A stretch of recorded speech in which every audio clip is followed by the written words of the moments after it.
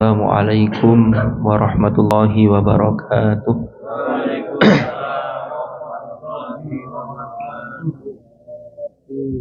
Alhamdulillahi rabbil alamin wa bihi nasta'in ala umurid dunya waddin. Wassalatu wassalamu ala asyrafil anbiya'i wal mursalin sayyidina Muhammadin wa ala alihi wa sahbihi ajma'in, amma ba'd. Para hadirin dan hadirat jamaah salat tarawih Masjid Miftahul Jannah rahimakumullah. Alhamdulillahirabbil alamin. Hari ini kita telah melaksanakan puasa Ramadan kita hari yang ke-17.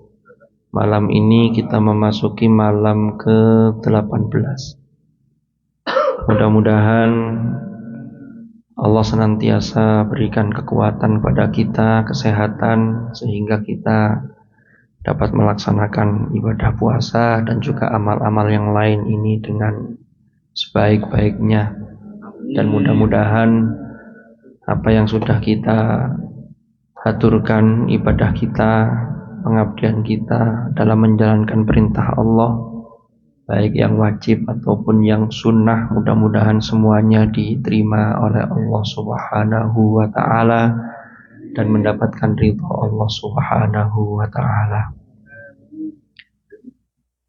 Para jamaah rahimakumullah, ini melanjutkan episode di hari Sabtu malam minggu yang lalu, yaitu kita membahas tentang hikmah di balik rangkaian ayat-ayat kewajiban puasa. Jadi sekilas kita ulangi, ayat puasa ini dimulai dari 183 surah Al-Baqarah sampai pada 188 di surah Al-Baqarah. Runtutan atau urutan ayat ini memiliki rahasia atau hikmah yang luar biasa. Jadi kemarin sudah sempat kita bahas sekilas bahwa harapan atau hikmah dari puasa yang kita lakukan itu adalah la'allakum tattaqun. Lalu di ayat berikutnya dijelaskan ayyamam ma'dudat, yaitu kewajiban puasa itu hanya beberapa hari yang bisa dihitung. Artinya kewajiban puasa itu tidak selamanya, tapi hanya beberapa hari yang bisa dihitung. Faman kana maridun aw ala safarin fa'iddatum min ayyamin ukhra. Ini bicara mengenai orang yang sakit atau ada uzur, termasuk bepergian. Ini kalau dia membatalkan puasa maka dia harus mengqadha. Harus hitungan yang ditinggalkan itu berapa, nanti diganti di luar bulan Ramadan. Tapi wa antasumu khairul lakum in kuntum ta'lamun. Singkatnya begitu. Kalau tetap bisa puasa, maka itu sesungguhnya lebih baik bagi kalian jika kalian mengetahui. Karena memang puasa Ramadan itu mungkin bagi sebagian di antara kita itu memang berat. Karena dengan tugas atau pekerjaan yang harus kita lakukan, maka puasa Ramadan itu berat. Tetapi kalau berat itu lalu kemudian kita ini ada barengannya, semua kan wajib puasa. Apalagi jamaah masjid sini semuanya puasa. Maka yang berat itu menjadi ringan dibanding kalau puasa di luar bulan Ramadan. Jadi kalau di luar bulan Ramadan yang puasa sunnah itu lebih berat lagi. Kenapa? Karena boleh jadi tidak ada temannya. Makanya di sini ini kebersamaan itu sangat pengaruh. Tadi sore kita sudah membahas terkait dengan bagaimana pentingnya komunitas-komunitas yang baik itu untuk bisa mensupport kita agar kita ini juga semangat untuk melakukan ibadah. Nah, lalu berikutnya ini mulai. Kan kemarin ada 3 kata kunci. Yang pertama tattaqun, lalu yang kedua hudal linnas, Al-Quran itu diturunkan sebagai hudan. Nanti endingnya la'allakum tashkurun. Ini kita belum mengeksplor lebih lanjut. Ini akan kita bahas di malam hari ini insyaallah. Lalu di ayat 185, kan tadi di ayat sebelumnya puasa itu kan hari-hari yang bisa dihitung. Banyak orang yang kemudian bertanya-tanya, ini kapan hari-hari yang sudah ditentukan yang dihitung ini kapan? Berapa lama? Maka di ayat berikutnya Syahrul Ramadan dijelaskan itu adalah di bulan Ramadan.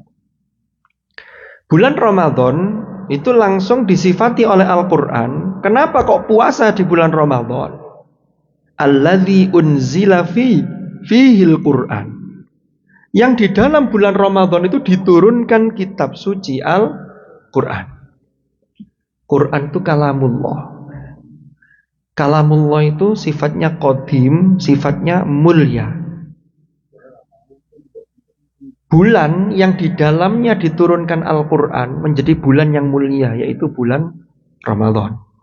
Malam diturunkannya Al-Quran menjadi malam yang mulia, namanya Lailatul Qadar. Nabi Muhammad diberi oleh Allah kitab suci Al-Quran, diwahyukan kepada beliau melalui perantara malaikat Jibril. Maka Nabi Muhammad menjadi nabi yang terbaik, pemimpin para nabi, Sayyidul Anbiya wal Mursalin. Umat Islam, karena Nabi Muhammad mendapatkan wahyu untuk disampaikan kepada umatnya, maka umat Islam itu disebut dengan kuntum khaira ummatin ukhrijat linnas. Tapi syaratnya ta'muruna bil ma'ruf wa tanhauna 'anil munkar wa tu'minuna billah. 3 hal itu. Lalu orang yang lebih spesifik lagi, jadi umat Islam ini kan yang diberi kitab suci Al-Quran. Ini lebih spesifik lagi, orang yang betul-betul interaksi dengan kalamullah itu sangat akrab, dekat, maka oleh Allah disebut sebagai keluarga Allah. Kata Rasulullah itu dalam hadis begini, Inna lillahi ahlina fil ard. Sesungguhnya Allah itu memiliki keluarga-keluarga di bumi. Sahabat bertanya, manhum ya Rasulullah? Siapa mereka tuh ya Rasulullah? Jawab Rasulullah, hum ahlul Quran, ahlullah wa khassatuh. Mereka adalah ahlul Quran, yaitu keluarganya Allah dan orang-orang pilihan Allah. Nah ini lebih spesifik lagi, mulia. Nah, sekarang kita lanjutkan. Kita kemarin sudah mendiskusikan, sudah kita sampaikan terkait dengan kemuliaan Al-Quran, sehingga nilai sekecil apapun itu diukur, dihitung. Dan itu sudah dibahas itu. Nah, sekarang saya ingin menambahkan penjelasan terkait dengan diturunkan kitab suci Al-Quran pada atau di dalam bulan Ramadan. Ini agak serius ini kajiannya ini. Selama ini kalau kita memahami kata turun itu kalau itu dinisbatkan atau disandarkan kepada makhluk, maka turun itu berarti dari tempat semula dia sudah tidak ada. Saya naik kereta dari Dusil ke Dusol. Ada ya? Tidak ada ya? Umpama ini, mohon maaf kalau ada ketidakcocokan, ini hanya fiktif belaka. Ketika saya naik kereta dari Dusil lalu turun di stasiun Yangsan, saya turun, maka ketika saya turun dari kereta, saya tidak ada lagi di kereta itu karena saya sudah turun. Manusia atau makhluk itu butuh yang namanya tempat dan waktu. Tidak bisa kita dalam satu kesempatan, dalam satu waktu itu di 2 tempat, kecuali orang-orang yang memang diberi kekhususan oleh Allah. Yahtassu bi rahmatihi may yasha, maka boleh jadi mungkin, sangat mungkin kalau Allah berkehendak. Tapi secara sunnatullah kan enggak. Makanya dulu ada kisah seperti siapa? Mbah Soleh yang tukang sapunya siapa? Sunan Ampel. Itu ketika Sunan Ampel batin, ini kok kotor, tidak ada yang nyapu, beliau hidup lagi nyapu lagi. Itu sampai makamnya ada berapa itu? 9 atau berapa itu? 10. Nah itu sudah wilayah-wilayah di luar yang sunnatullah, berarti ada qudratullah. Ini ada kuasa Allah. Ada orang para wali yang sholat Jumat tapi tidak di sini, di Mekah. Loh, itu hak, itu terjadi itu. Kita itu kalau belum nyampe pada sampai ilmu yang sampai di situ, jangan sampai kita mengatakan oh itu tidak mungkin. Tidak ada yang tidak mungkin bagi Allah. Memang secara manusia biasa, sunnatullah itu tidak mungkin. Tapi kalau kudratullah sangat mungkin. Kan gitu. Nah, ini harus dibedakan. Kembali lagi ke materi. Kalau turunnya makhluk itu dari tempat asalnya sudah tidak ada. Ini beda dengan turunnya Al-Quran. Jadi selama ini kalau kita memperingati nuzulul Quran, turunnya Al-Quran, itu harus kita pahami. Kalau menurut ulama-ulama ahli ulumul Quran, ilmu-ilmu Al-Quran, itu turunnya itu adalah proses yang namanya al-i'lam. Al-i'lam itu menginformasikan, memberitahukan. Sehingga disinilah ada yang menarik.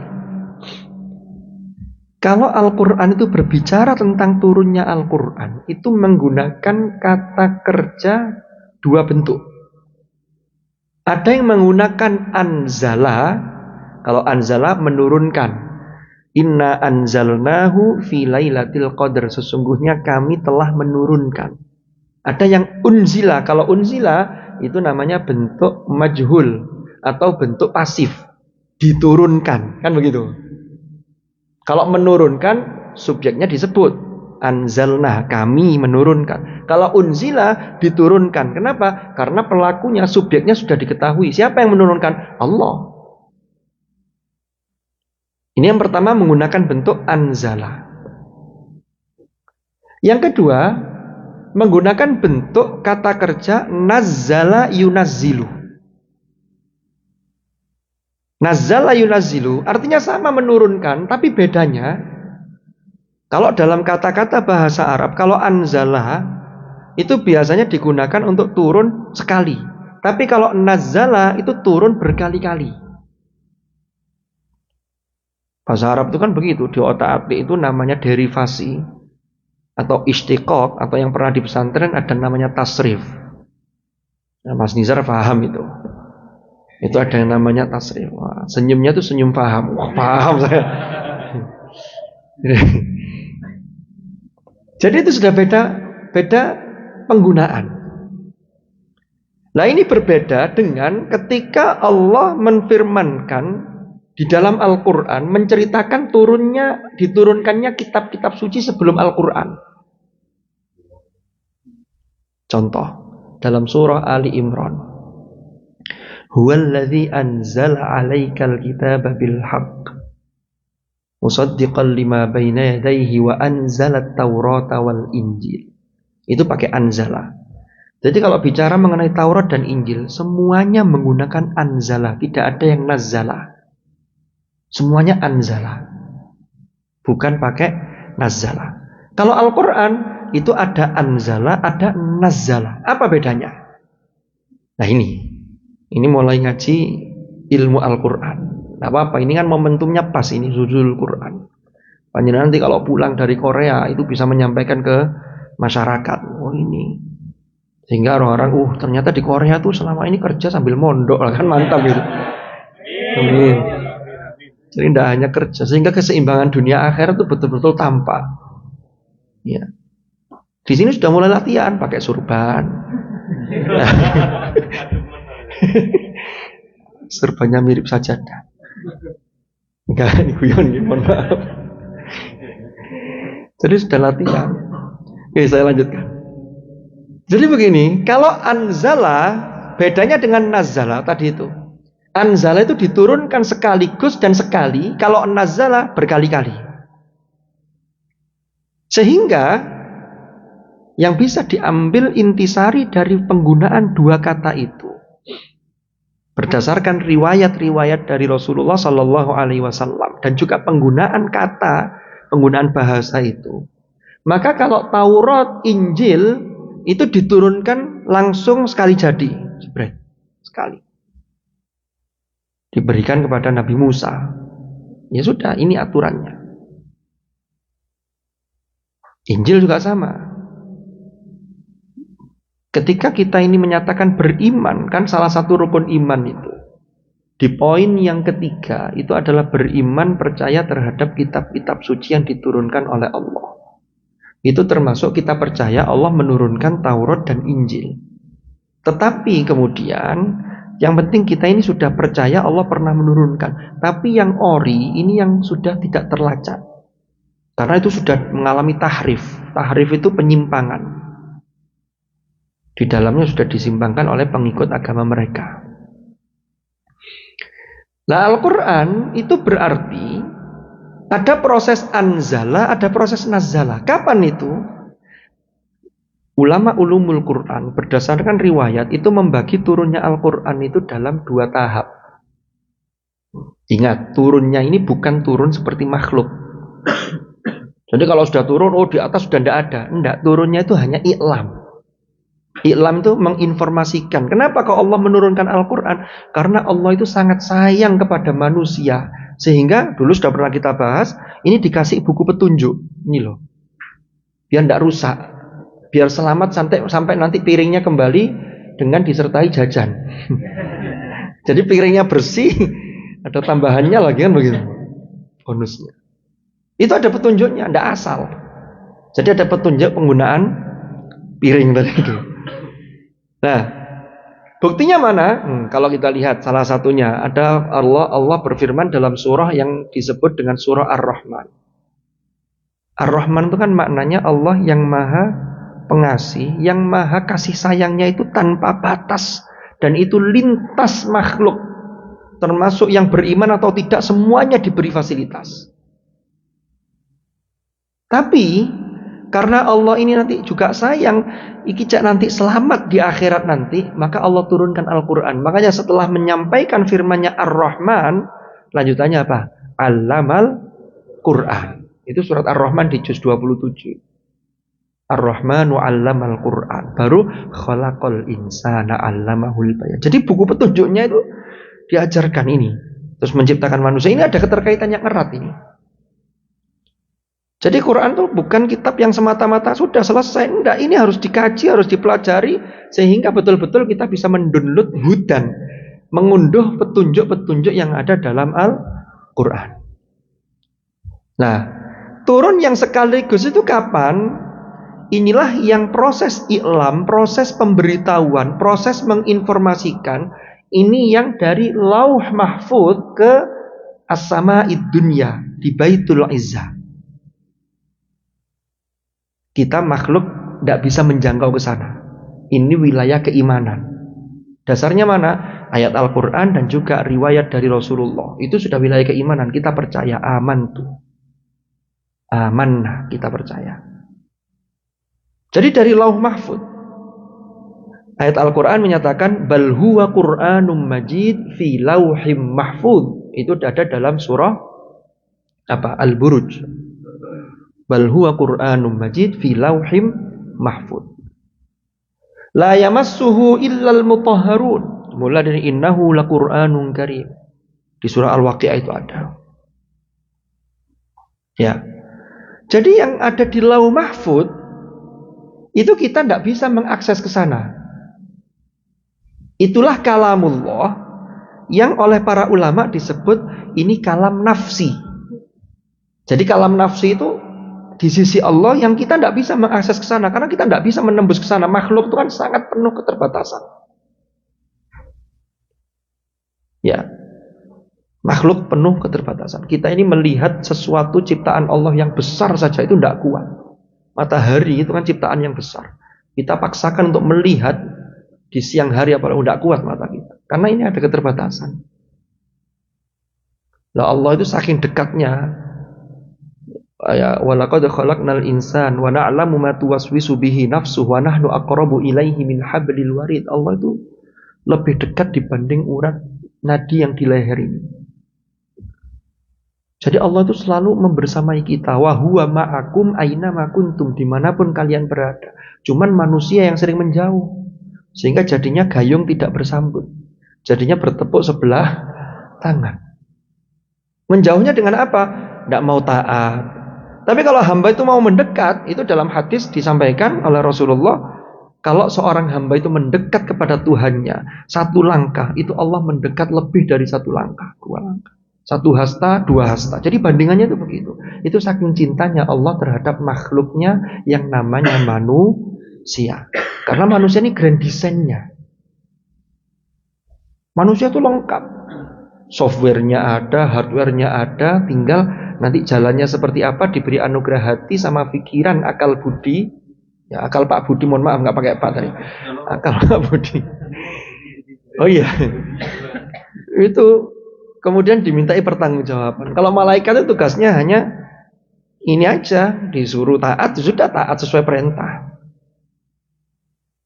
Makanya dulu ketika peristiwa Mi'raj, Rasulullah itu ketika naik ke sampai di Sidratil Muntaha, itu ketika sampai di neraka ketemu dengan malaikat Malik itu. Kan diantar Jibril. Ketemu malaikat Malik itu mestinya kalau ketemu makhluk yang sangat agung, itu kalau kita manusia itu kan kita hormat, senyum, ya monggo. Malaikat Malik nggak senyum sama sekali. Itu ketemu Rasulullah padahal. Dijelaskan oleh malaikat Jibril, seandainya malaikat Malik itu diciptakan bisa senyum, dia akan tersenyum padamu karena memang dia diperintah tidak boleh senyum. Lah kalau jaga neraka lalu senyum ini kan. Jadi lebih kejam daripada mandor di perusahaan kita ini. Ini malaikat Malik ini. Oke, kembali ke materi. Nah ini. Jadi turun dari Lauh Mahfud ke As-Sama'id Dunya di Baitul Izzah. Ini turunnya sekaligus. Lah sekaligus inilah yang disebut anzala. Maka ayatnya banyak. Inna anzalnahu fi lailatul qadr. Pada malam kemuliaan, malam kepastian, malam yang penuh hikmah, penuh barokah. Inna anzalnahu fi lailatin mubarakatin. Itu dalam surah Ad-Dukhan. Itu dikawal oleh banyak malaikat. Dipimpin oleh malaikat Jibril. Tanazzalul malaikatu warruhu fiha pada malam itu. Ya kan? Membawa kitab suci Al-Quran turun sekaligus. Dari Lauh Mahfud ke As-Sama'id Dunya. Ini turun sekaligus. Barulah kemudian itu terjadi di Lailatul Qadar yang tadi itu. Sehingga ini unzila. Sehingga para ulama memahami kata syahrul Ramadan alladzi unzila fihil Qur'an itu ada pada malam Lailatul Qadar yang ketika itu Al-Qur'an diturunkan sekaligus dari Lauh Mahfud ke Sama'id Dunya. Itu namanya kalam nafsi. Kita belum mampu menjangkau ke sana. Dan memang tidak akan mampu manusia. Ini wilayah keimanan. Barulah kemudian dari As-Sama'id Dunya di Baitul Izzah itu diturunkan kepada Rasulullah dibawa oleh malaikat Jibril. Ini yang tidak sekaligus. Tapi proses. Pertama turun 5 ayat dulu. Lah 5 ayat inilah yang turun di bulan Ramadan pertama kalinya. Iqra bismi rabbikal ladzi khalaq. Khalaqal insana min 'alaq. Iqra wa rabbukal akram alladzi 'allama bil qalam 'allamal insana ma lam ya'lam. Sudah sampai 5 dulu. Jadi turunnya berangsur-angsur. Nanti kalau ada kebutuhan Rasulullah, ada sahabat yang nanya, gimana nih hukumnya ini? Rasulullah minta petunjuk pada Allah, turun wahyu. Itu kemudian muncullah ayat-ayat yang ada namanya sababun nuzul atau asbabun nuzul, sebab-sebab turunnya. Itu. Tapi tidak semua ayat ada asbabun nuzulnya. Mulai periode Mekah. Berapa lama? Periode Mekah itu 13 tahun. Kurang lebih dibulatkan 13 tahun. 13 tahun Rasulullah mendapatkan wahyu. Inilah yang kemudian sebelum Rasulullah hijrah, ayat-ayat yang turun periode ini namanya surat atau ayat Makkiyah. Isinya tentang apa? Ciri umumnya tentang penguatan akidah, ketauhidan. Jadi penguatan. Belum ada hukum harus begini. Paling yang ada kewajiban sholat. Puasa belum, karena puasa itu nanti periode Madinah itu. Zaman di Mekah itu belum wajib puasa. Karena kalau sudah diwajibkan orang akan pikir-pikir ini masuk Islam. Belum udah berat nih. Itu kan proses ketika itu. Lah turun berangsur-angsur inilah namanya nazzala yunazzilu tanzil. Maka dalam surat Yasin yang sering kita baca, Yasin wal Qur'anil Hakim innaka laminal mursalin ala siratim tanzilal azizir rahim. Tanzil itu dari nazzala, berarti ini dalam proses turun yang fase kedua dari as-sama'id dunya kepada Rasulullah, dibawa oleh malaikat Jibril. Itu namanya tanzil. Lah orang-orang kafir ketika itu periode Mekah itu kan mencari-cari kesalahannya Nabi Muhammad. Pokoknya mereka tidak mau beriman, nyari segala cara. Nabi Muhammad dimusuhi. Wah, dimusuhi kok tidak mempan ini. Diiming-imingi dengan, kan pertama itu dakwah di awal-awal. Setelah dakwah secara sembunyi-sembunyi, mulai dakwah terang-terangan kan dilemparin, ditimbukin batu, dilempar kotoran dan sebagainya. Kan begitu. Tetap kekeh Nabi Muhammad pokoknya berdakwah. Akhirnya orang-orang Quraisy ketika itu ngambil cara bagaimana kalau negosiasi.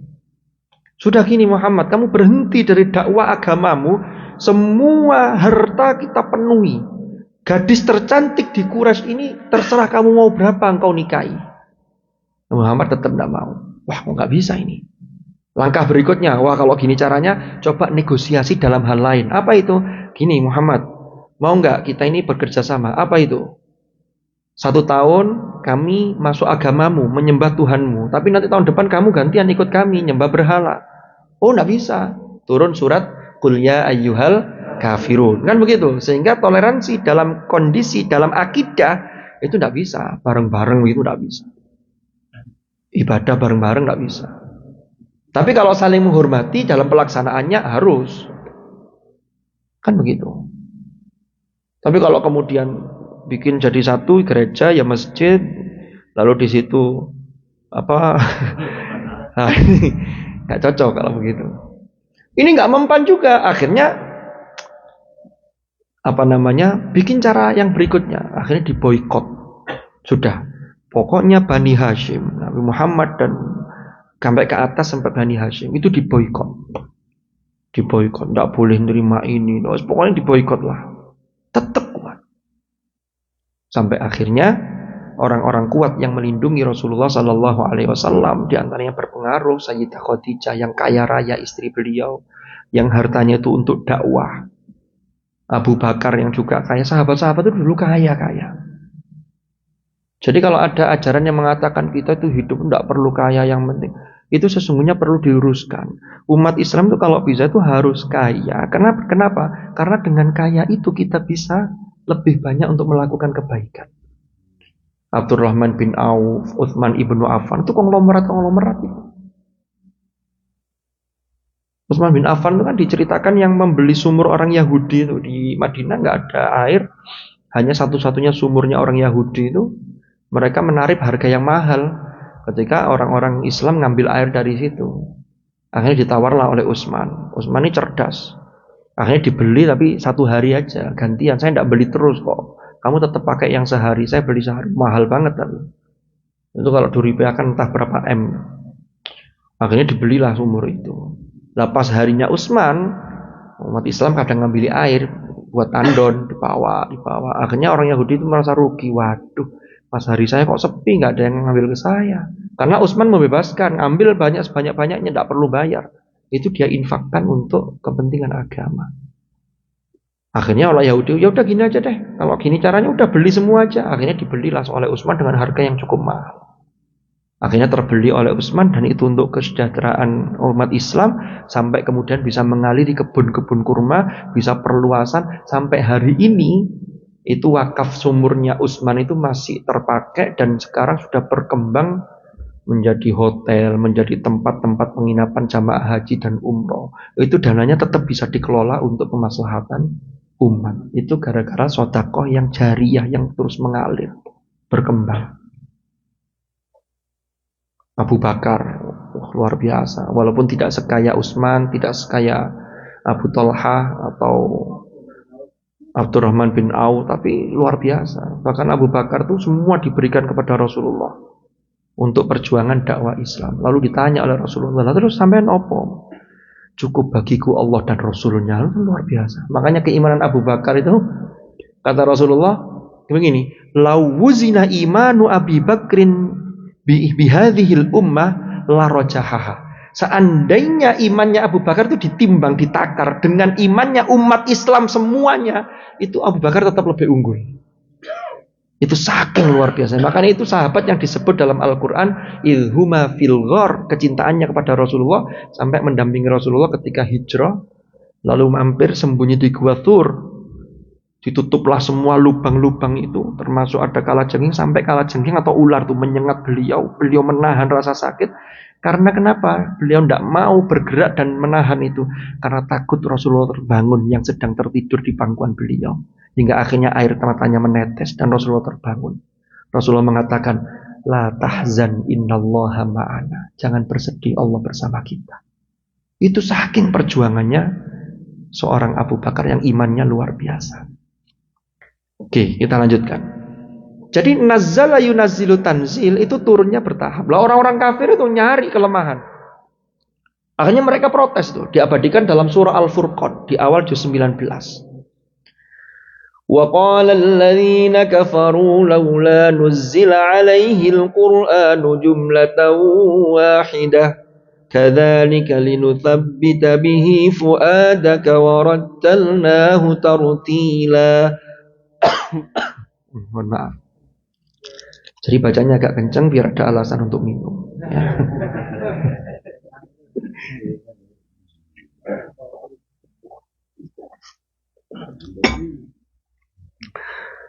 Oke. Wa qala alladziina kafaru, orang-orang kafir itu mengatakan begini. Laula nuzila alaihil Qur'anu jumlatan wahidah. Lapo sih Quran itu kok katanya kalamnya Tuhannya Muhammad, kok turunnya tuh pakai dicicil? Kenapa harus diangsur? Bukannya kalau mampu itu cash. Ini kenapa kok pakai cicilan? Jadi begitu. Kenapa nggak cash saja langsung aja katanya wahyu, katanya kalam, udah langsung aja. Dijawab oleh Allah, ngini loh, kadzalika, hal demikian itu, linutsabbita bihi fu'adak, agar kami bisa menguatkan hatimu wahai Muhammad. Itu yang pertama tujuan. Yang kedua, warattalnahu tartila, dan kami tartilkan Al-Quran itu dengan tartil yang sungguh-sungguh. Jadi Al-Quran diturunkan berkali-kali. Rasulullah kan sering menghadapi orang Quraisy, menghadapi ketika di Madinah 10 tahun berikutnya, ya, setelah 13 tahun di Madinah kira-kira 10 tahun. Atau lebih tepatnya di dalam buku Ulumul Quran itu totalnya sebenarnya 22 tahun lebih 22 bulan 22 hari. Ya digenapkan 23 tahun lah. Di Madinah 10 tahun. Itu juga tantangannya luar biasa. Terjadi beberapa peperangan, termasuk perang Badar. Perang Badar itu kan antara kaum Quraisy, ya, yang mereka masih. Jadi perang Badar itu perang pertama, apalagi yang disebut dengan perang Badar Kubro itu tahun kedua Hijriah. Bayangkan perang di tahun pertama Ramadan disyariatkan puasa, itu terjadi perang Badar di situ. Ramadan kan tahun kedua Hijriah, sama dengan perang Badar, itu terjadi di pertengahan Ramadan, 17 Ramadan itu perang Badar. Yang disebutkan dalam Al-Quran itu Yaumal Furqan, Yaumal Taqal Jam'at, yaitu pada hari pembeda antara yang hak dan yang batil. Yaumal Taqal Jam'at, hari di mana hari itu pertemuan dua pasukan. Jadi kalau ada yang mengatakan begini, gimana sih umat Islam itu kok mulai perang? Enggak, Islam itu perang itu untuk melindungi diri kita, menegakkan agama kita, bukan tiba-tiba semua diperangi. Ini banyak orang-orang yang salah paham sehingga terjadi radikalisme. Ada ayat perang dalam surah At-Taubah dan Al-Anfal, itu banyak ayat perang. Ayat perang itu tidak bisa digunakan dalam kondisi damai. Itu ada penggunaannya, ada konteksnya masing-masing. Kalau kita baca lepas dari konteks, ya ayyuhalladzina amanu qatilul ladzina yalunakum minal kuffari wal yajidu fikum ghilzah. Ada lagi qatilul musyrikina kafah, bunuhlah semua, perangilah semua orang-orang musyrik secara total. Ini kalau diterapkan dalam kondisi damai ya rusak semua ini. Akhirnya terjadilah ngawur-ngawur itu. Iya, tidak pas konteksnya. Jadi di Islam itu, Ketika periode Mekah, Rasulullah itu tidak pernah perang. Kenapa? Karena kekuatan kita masih belum. Pengikut Rasulullah ketika periode Mekah berhijrah ke Madinah, padahal berdakwah 13 tahun, itu tidak kurang dari 125 orang. Bukan ribu loh ya, orang. Sedikit. Tapi karena dakwah Rasulullah itu berdasarkan rahmah, kasih sayang, sehingga banyak yang kemudian simpati kepada Rasulullah. Lalu Rasulullah masuk Madinah, yang asalnya namanya kota Yathrib, di Madinah berhasil mendamaikan dua suku besar yang sudah bertahun-tahun perang. Suku namanya Khazraj dan Aus. Itu bisa didamaikan. Nah, lalu Rasulullah diangkat sebagai kepala negara. Disitulah beliau membuat satu perjanjian. Itu tidak langsung otomatis orang Yahudi tidak boleh di sini, orang Nasrani tidak boleh diperangi, enggak. Bikinlah perjanjian, itulah yang dikenal dengan Piagam Madinah. Itu merangkul semua elemen masyarakat majemuk yang ada di Madinah. Dan itu cikal bakal moderasi dan kerukunan antar umat beragama.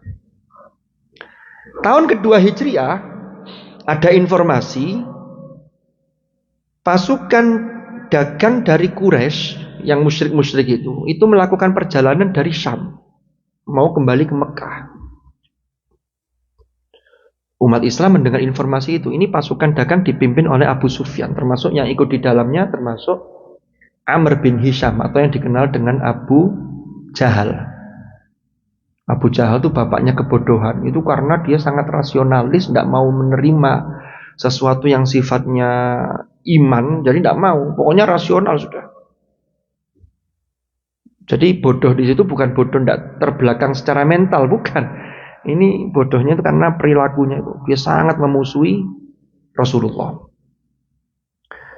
Nah, Nabi dengan para sahabatnya ini mulai menyusun satu rencana untuk menghadang mereka. Kenapa? Apakah Islam yang bikin gara-gara? Enggak. Kita itu sebenarnya mau ngambil hak kita. Coba panjenengan bayangkan. Nabi beserta para sahabatnya, termasuk sahabat-sahabat yang sudah Islam, yang kemudian hijrah ke Madinah, itu namanya kaum muhajirin. Lah muhajirin itu ketika meninggalkan Makkah, diancam oleh orang-orang musyrikin Makkah. Kamu kalau meninggalkan Makkah, maka jangan bawa apapun dari sini. Sehingga yang punya uang sekian dinar, yang punya kebun lahan kurma sekian luas, ditinggal semua, tidak boleh dibawa. Dirampas secara paksa. Kalau zaman sekarang pindah begitu, sudah bawa ATM, bawa kartu kredit, deposito sudah siap semua, aman. Kalau dulu kan tidak ada. Jadi kalau berangkat ke Madinah, itu yang asalnya sahabat-sahabat kaya seperti Abdurrahman bin Auf, Utsman bin Affan, ya kosongan. Jadi mulai lagi dari awal. Mulai dari nol ya. Ini kayak kalau di Korea gitu juga ya pom bensinnya. Enggak, mulai dari nol ya gitu. Honda. Saya kadang-kadang kalau ke isi di SPBU itu mulai dari nol ya. Saya pengen nanya, emang kalau nggak mulai dari nol, mulai dari berapa? Nah, kita yang rugi dong kalau nggak mulai dari nol. Oke, kita lanjutkan. Jadi mulai dari nol. Ada sebagian kita, ya termasuk saya, mungkin ada panjenengan itu kan ketika menikah itu bilang ke istrinya, "Dek, mulai dari nol ya." Oh iya. Lalu semangatnya begini, "Tenang Dek, saya belum bisa memberi nafkah lahir. Yang penting nafkah batin tetap semangat." Kan repot. Kalau sekarang jauh, nafkah lahir yang lebih dominan. Nafkah batinnya hanya lewat visi. Mohon maaf, Buyan ya, mohon maaf ya. Ya, enggak apa-apa. Kita lanjutkan. Sampai mana tadi? Nah, orang-orang yang hijrah ini, yang asalnya tidak punya, yang asalnya hartanya punya sudah banyak di Makkah, kemudian dirampas. Ini kan ketika menyegat kafir Quraisy itu sesungguhnya kan mengambil hak kita sendiri. Maka disitulah terjadilah peperangan yang namanya di daerah Al-Badar. Kemudian disebut perang Badar Al-Kubro. Yang jumlah umat Islam hanya 313 berhasil mengalahkan kaum musyrikin yang jumlahnya berapa? 1000 ya? 1000 apa 3000 ya? Lupa saya. Pokoknya 1000 lebih lah. Itu di perang Badar. Jadi perang itu baru turun, kebolehan perang itu ketika turun firman Allah dalam surah Al-Hajj. Udzina lilladzina yuqataluna bi annahum zulimu wa innallaha ala nasrihim laqadir. Jadi baru diizinkan itu ya udzina lilladzina yuqataluna bi annahum zulimu. Jadi diperangi lalu dizalimi, itu baru boleh mempertahankan diri. Tidak ujuk-ujuk kamu gak mau beriman ya perang lah. Tidak begitu. Dakwah Islam itu disampaikan dengan cara-cara yang baik. Itulah yang kemudian dakwah itu diikuti oleh para wali songo sehingga bisa mengislamkan tanah Jawa, kan begitu. Nah di Korea ini kan juga begitu. Saya lihat banyak penduduk Korea itu yang juga simpati pada panjenengan-panjenengan itu. Jadi kalau panjenengan itu bisa mengambil simpati mereka lalu mereka masuk Islam, wah itu pahalanya besar buat jenengan. Sehingga jenengan ini masuk kategori jihad fisabilillah juga dalam konteks dakwah. Jadi memaknai jihad itu tidak harus perang gitu loh. Itu sesuai dengan konteksnya. Oh Indonesia bagus, akhlaknya bagus, kerjanya bagus. Jadi itu kan sudah nilai plus itu. Lalu mereka tanya, sebenarnya kamu ibadahnya gimana sih? Umpama yang tidak percaya Tuhan selama ini. Umpama lo ya. Nah itu kan luar biasa. Oke, kita kembali ke materi tadi. Jadi ketika orang kafir itu protes, laula nuzila alaihil qur'anu jumlatan wahidah, jawaban Allah kadzalika linutsabbita bihi fuadak. Berarti nuzila ini Al-Qur'an ini diturunkan berangsur-angsur. Kenapa kok tidak sekaligus? Kan gitu protesnya. Kata Allah, saya turunkan Al-Qur'an itu berangsur-angsur agar linutsabbita bihi fuadak, agar hatimu kuat wahai Muhammad. Ketika menghadapi tekanan dari orang-orang kafir, termasuk orang-orang Yahudi, turunlah ayat ini kuat. Maka ada hikmah yang luar biasa di sini. Termasuk kalau kita ingin hati kita lebih kuat dan lebih tenang, maka jangan jauh-jauh dari Al-Quran. Sering-seringkanlah nuzulkan Al-Quran itu dalam diri kita masing-masing. Wah, lagi sumpek nih ngapain? Ngaji, kok masih sumpek? Ngaji lagi, itu memang butuh proses. Kan kemarin rumusnya, apapun yang dianugerahkan Allah kepada kita, itu sifatnya harus ada namanya riyadhah, latihan. Tidak bisa langsung koneksi itu. Tapi kalau sudah koneksinya nyambung, itu nanti nyambungnya lagi itu gampang. Kita nyambung wifi. Biasanya kan ada pilihan sambung otomatis. Itu walaupun nggak kita sambungkan langsung connect biasanya. Itu kalau sudah terbiasa, sudah kenal. Kalau awal kan harus masukkan password, kadang keliru passwordnya, mana nggak nyambung nih kan begitu. Ini harus dilatih terus. Nanti kalau dengan tergantung software dari HP-nya, prosesornya apa, itu kan juga pengaruh nanti. RAM-nya berapa dan seterusnya. Nah, kita lanjutkan. Linutsabbita bihi fuadak. Yang kedua, warattalnahu tartila. Inilah maka Al-Qur'an itu unzila fihil Qur'an. Jadi kita diwajibkan puasa itu yang pertama untuk menghormati turunnya Al-Qur'an. Untuk menghormati turunnya Al-Qur'an. Ini yang pertama. Jadi puasa.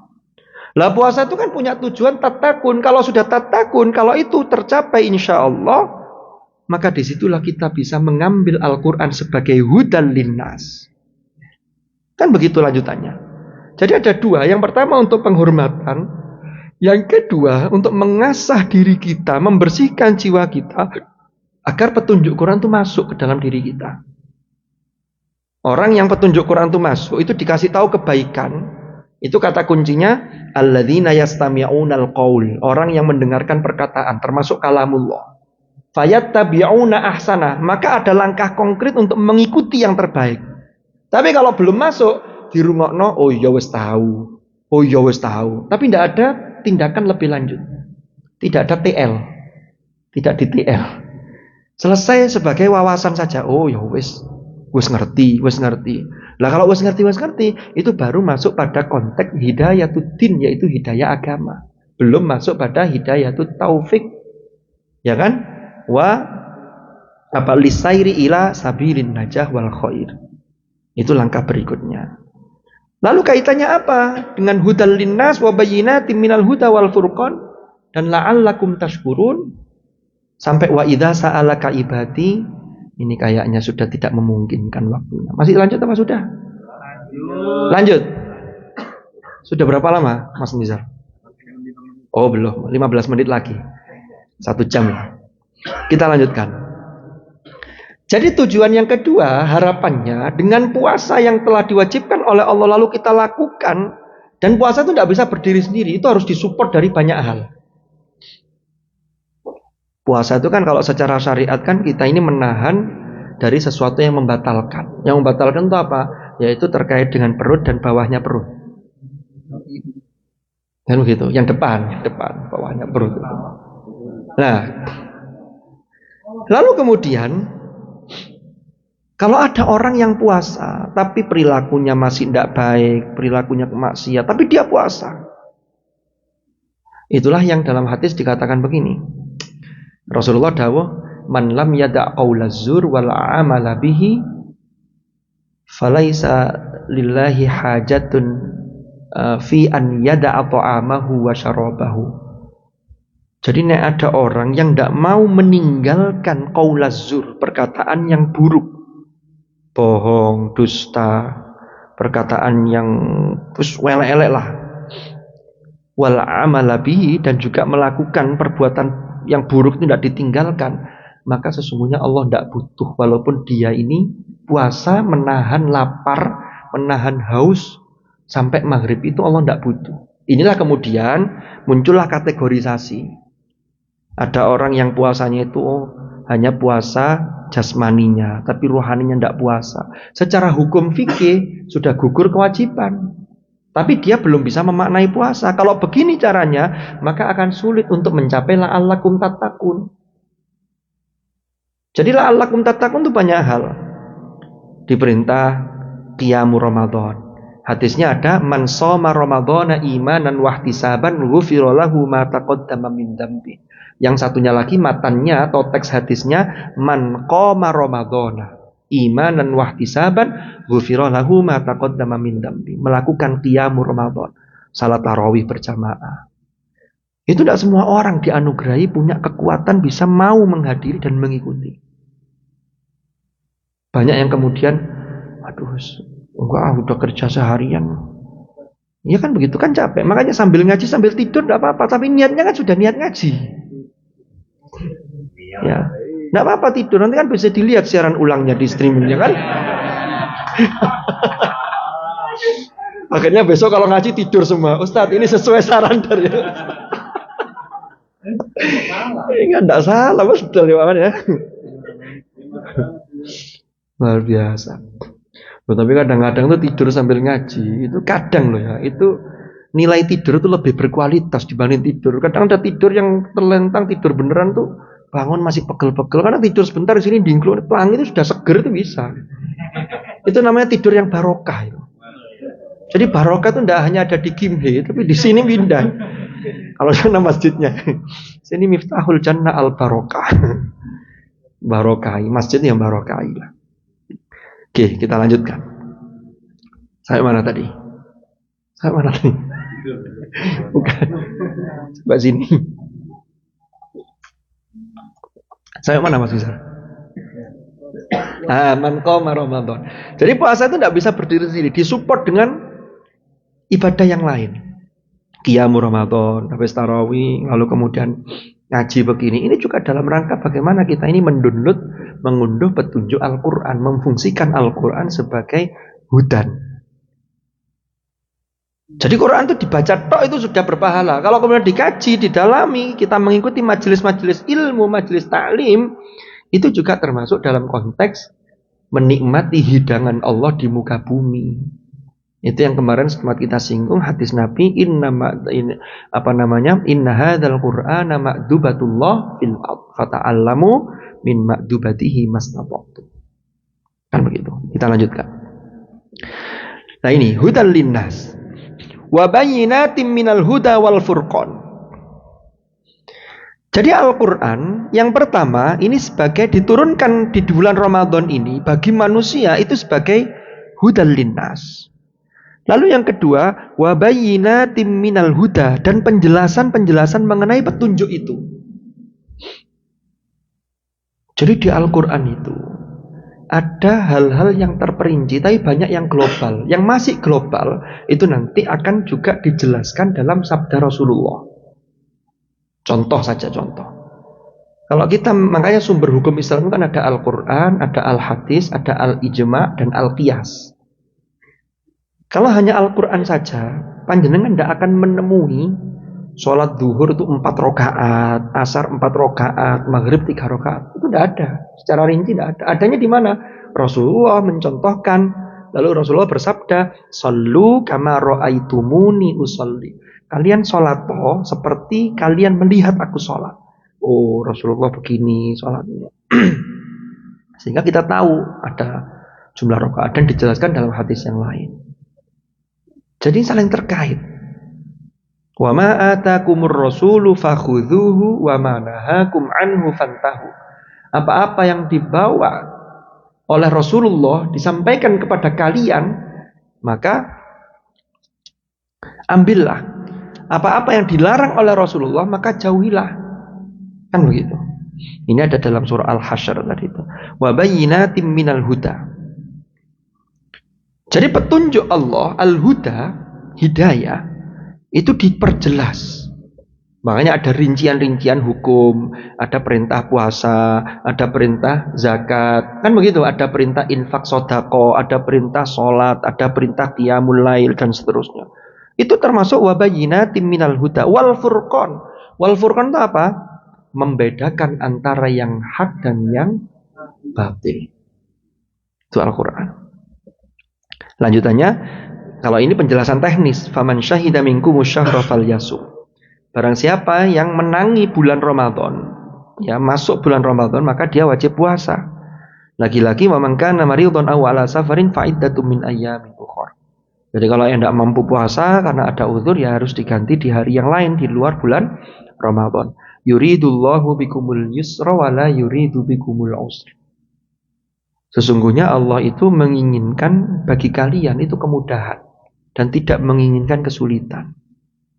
Terutama kesulitan di akhirat. Makanya diberi media agar nanti di akhirat mendapatkan banyak kemudahan. Kemarin sudah kita bahas fasanu yassiruhu lil yusra. Yang kita harapkan yang itu. Nah, lanjutannya walitukmilul iddata walitukabbirullaha ala ma hadakum wa la'allakum tashkurun. Hendaklah mereka bertakbir, hendaklah mereka menyempurnakan hitungan harinya. Jadi puasa itu disempurnakan sampai selesai 30 hari kalau memang itu istiqmal. Umpama hitungannya memang 30 hari. Karena Ramadan pilihannya kalau ada 29 ya 30. Makanya ini kemungkinannya satu Syawalnya kalau tidak hari Jumatnya berarti Sabtu. Kalau Kamis tidak mungkin. Kalau Kamis berarti Ramadannya hanya 28. Jadi. Nanti kalau Kamis diperbolehkan jenengan usul Rebu. Maju terus nanti jadinya. Jadi ini sempurnakan dulu. Harinya itu disempurnakan untuk apa? Ya puasanya disempurnakan. Karena kan bicara mengenai ayyamam ma'dudat, lalu syahrul Ramadan, maka sempurnakan walitukmilul iddata. Kalau sudah berhasil sempurna, selesai bulan Ramadan, walitukabbirullaha, hendaklah mengumandangkan takbir, hendaklah membesarkan Allah. Maka disinilah ada syariat kesunahan untuk takbiran itu di malam bulan Ramadan, malam 1 Syawal, sampai khotib naik mimbar. Itu kalau Idul Fitri kesunahannya di situ. Tapi kalau Idul Adha lebih panjang, karena sampai hari tasyrik setiap selesai sholat disunahkan sampai habisnya hari tasyrik di waktu asar itu tanggal 13 Dzulhijjah. Walitukabbirullaha ala ma hadakum. Ini kalau terjemah secara lafziahnya. Kalau ini dimaknai secara lebih mendalam, kalau ada orang yang berhasil menyelesaikan puasa Ramadan utuh dengan kondisi tuntutan kerjaan yang cukup berat, maka kalau selesai itu sesungguhnya adalah anugerah Allah, dan kita harus memuji dan hanya membesarkan Allah, bahwa kalau tanpa pertolongannya ini nggak bakal bisa, nggak bakal mampu. Jadi semua dikembalikan pada Allah. Jadi ibadah yang kita lakukan itu endingnya itu merasa bahwa manusia itu kecil. Manusia itu kecil. Allah maha besar. Kita ini kan seringkali permasalahan kita itu adalah membesarkan hal-hal yang kecil dan mengecilkan hal-hal yang besar. Apa itu? Hal yang kecil jadi besar. Ini Pak Budi bisa menjelaskan lebih lanjut. Nah, karena gitu. Cuma kalau di sini mengecilkan hal-hal yang kecil. Karena kecil terus jadinya. Ya, saya lanjutkan. Jadi walitukmilul iddata walitukabbirullaha. Saya pernah baca salah satu bukunya Profesor Ali Mustafa Yaqub, yang dulu sebelum Prof Nasaruddin Umar, beliau imam besar Masjid Istiqlal. Almarhum al-maghfurlah, sudah wafat beliau. Itu beliau menekankan makna dari memaha besarkan Allah itu berarti menganggap selain Allah, menganggap selain hak Allah itu nomor kesekian. Pokoknya mendahulukan. Itu sampai seperti itu. Alama hadakum. Jadi apapun hidayah yang kita peroleh, termasuk keimanan dan ketakwaan, kita melakukan banyak kebaikan, itu bukan karena diri kita sendiri, tapi karena Allah memberi kekuatan dan pertolongan pada kita. Jangan bisa sholat tarawih, itu luar biasa. Itu nanti di akhir walitukabbirullah. Saya termasuk orang yang mohon maaf, itu kadang agak kurang sependapat ketika dikatakan ini hari kemenangan. Oke lah, kalau itu dikatakan menang melawan hawa nafsu, tapi menang itu jangan sampai memaknai menang itu lalu kemudian bebas, pokoknya mari gak poso semuanya los, lalu hawa nafsu diumbar. Ini nanti kontraproduktif jadinya, bukan itu maksudnya. Kan merayakan kemenangan itu tetap ada rambu-rambunya. Maka kalau saya itu lebih senang, lebih cenderung, ya ini yang kita rayakan ini adalah sesungguhnya adalah Id. Id itu apa? Idul Fitr. Ini kita memang kembali berbuka, sekaligus kita kembali kepada kesucian. Coba bayangkan, puasa, kita melakukan qiyamul Ramadan, kita mengikuti tausiah, mengikuti majelis ilmu, lalu nambah keilmuan kita. Orang kalau nambah ilmu itu seharusnya itu ada rasa khosyah yang bertambah, rasa takut kepada Allah itu agak ada tambahan lah. Walaupun sepersekian persen, tapi paling tidak ada nambahnya lah.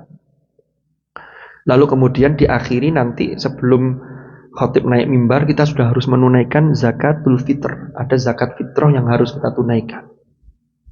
Ya, syukur-syukur juga kalau ditambahi zakat mal. Atau kalau tidak zakat mal, ya mungkin tambahi infak yang dilebihkan karena bulan Ramadan. Itu kan berarti tugas kita secara individu, kesalahan individu kita kan terupgrade. Lalu masuk Idul Fitr, di situ harus lapang dada.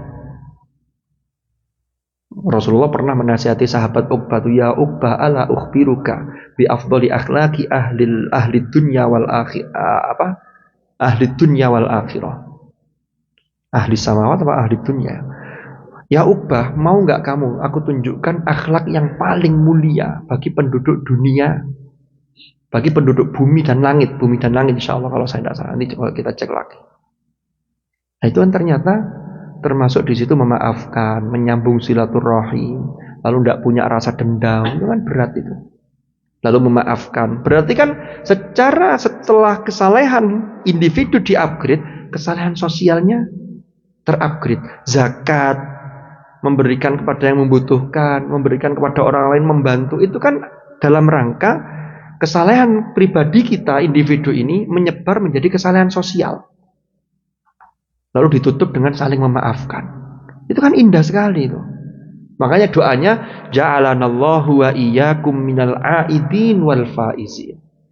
Nanti akan kita kupas makna dari minal aidin wal faizin. Banyak orang yang ditanya, apa sih artinya minal aidin wal faizin? Mohon maaf lahir batin.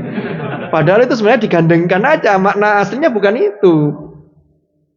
Itu digandengkan aja sehingga di Indonesia jadi sangat marak sekali. Minal aidin wal faizin. Udah gitu banyak yang tulisannya keliru lagi. Minal aidin wal faizin, minal aizin wal faizin. Padahal beda huruf, beda makna. Itu nanti akan kita kupas lebih lanjut. Nah, kalau sudah itu yang terjadi, kita maha besarkan Allah, kita melakukan mengupgrade kesalehan individu, kesalehan sosial kita, maka itulah harapannya menjadi pribadi yang bersyukur. Wala'allakum tashkurun. Kalau sudah wala'allakum tashkurun, ayat berikutnya wa idza sa'alaka ibadi anni fa inni qarib. Allah akan berikan untuk hambanya. Bagaimana penjelasan ayat berikutnya? Simak pada episode yang akan datang. Wallahu a'lam bishawab. Mudah-mudahan manfaat, mudah-mudahan barokah. Al-Fatihah.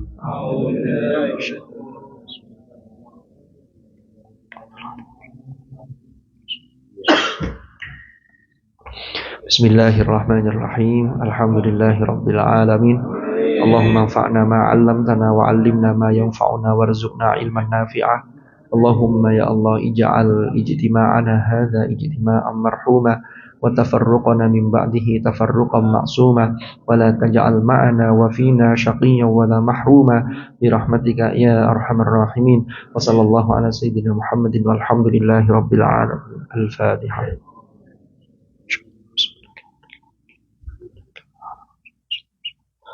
Subhanakallahumma bihamdik asyhadu an la ilaha illa anta astaghfiruka wa atubu ilaik. Wa sallallahu ala sayyidina Muhammadin walhamdulillahi rabbil alamin. Hadanallahu wa iyyakum ajma'in. Al-'afwa minkum. Assalamualaikum warahmatullahi wabarakatuh. Waalaikumsalam warahmatullahi wabarakatuh. Oke, monggo.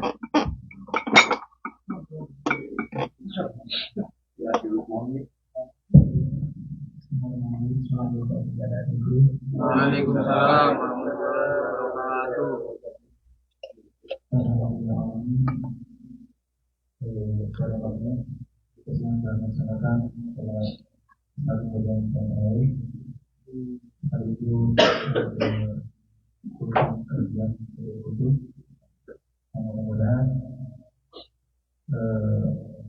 hal-hal yang apa yang telah kita selama ini semoga menjadi dengan amal juga dan pahala kita. Amin. Langsung saja untuk mengikuti dulu ada beberapa hal yang ingin kami sampaikan dulu mengenai kegiatan besok yaitu kegiatan KNS sama Nikola di desa. Yang kalau kebetulan dari masjid kita di Thailand kejadian mengenai konstruksi sebagai untuk itu mungkin nanti akan teknik faktanya akan oleh Pak Teguh. Kemudian mengenai zakat fitrah yang kalau juga untuk zakat fitrah insya Allah hari besok sudah bisa dimulai. Nanti insya Allah akan ramaikan dulu. Mungkin langsung saja untuk mengenai teknis yang terusnya saya serahkan ke kepada Pak Teguh.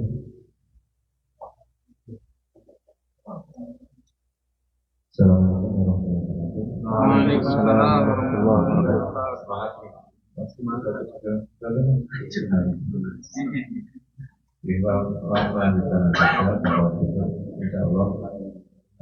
untuk yang pertama mungkin kalau Ustaz pertama pengumuman untuk delegasi lomba di sini Mas Habib, Mas Nizar, Mas Wahyu, Ali. Iya, insya Allah itu berlima berarti ya. Mas Wahyu. Tinggal aku kan.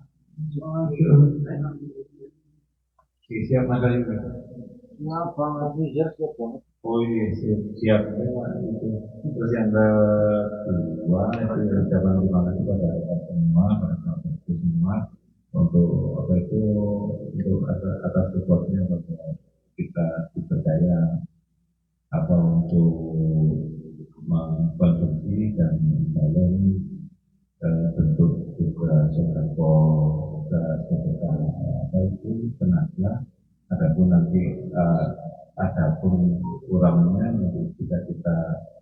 dari target apa yang diberikan oleh pemerintah, kalau memang ada pengurangan bisa kita support juga dengan material dan juga alhamdulillah kalau kita dapat melakukan itu, insya Allah kita juga dapat berkah dalam Ramadan ini, dan semoga dicatat oleh Allah Subhanahu wa Ta'ala dan berkah pada kita, pada kerjaan kita, pada kita dan untuk teknisnya sebenarnya itu besok akan di bawah intinya alhamdulillah kalau 200 pok kita tukar impor pun sudah kurang, jadi dimohon untuk di sini ada Kang Roni, mobilnya ada berarti ada teman 3 mobil lagi dari Kang Roni plus Mas Izar sama Mas Uci itu. Jadi untuk personel besok yang ikut mau monggo nanti bisa dikondisikan dan nanti untuk yang kembali makan itu nanti saya di Pak Budi sebelum enggak ada asal apa oh siap alhamdulillah ada suara untuk yang takjil minum monggo siapa yang mau minum nanti kita bantu sama-sama. Yang minum enggak ada yang itu. Sudah saya handle minumnya, barusan saya minum. Tapi yang sekarang yang minum. Ya, di masjidnya itu kamu lomba. Ya bareng-bareng aja, maksudnya bareng-bareng itu juga ada yang paling jauh. Kita berbaca dari yang dulu itu kalau sudah ngumpul di belakang semua yang di atas yang depan nggak ada yang atas. Iya. Mas, oke, nanti dia mau.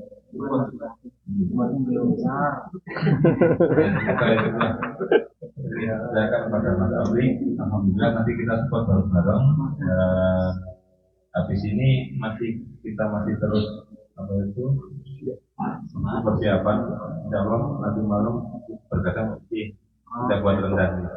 Ya oke, terima kasih banyak atas partisipasi pada dari saudara semua. Semoga jadi rasa amal ibadah buat di bulan yang menentukan mengampunan ini, dan terima kasih kepada yang di belakang yang tidak tersebut satu persatu. Semoga selalu diberi kesehatan, keberkahan dan umur panjang. Begitu saja dari saya. Ada kurangnya maaf. Waalaikumsalam warahmatullahi wabarakatuh.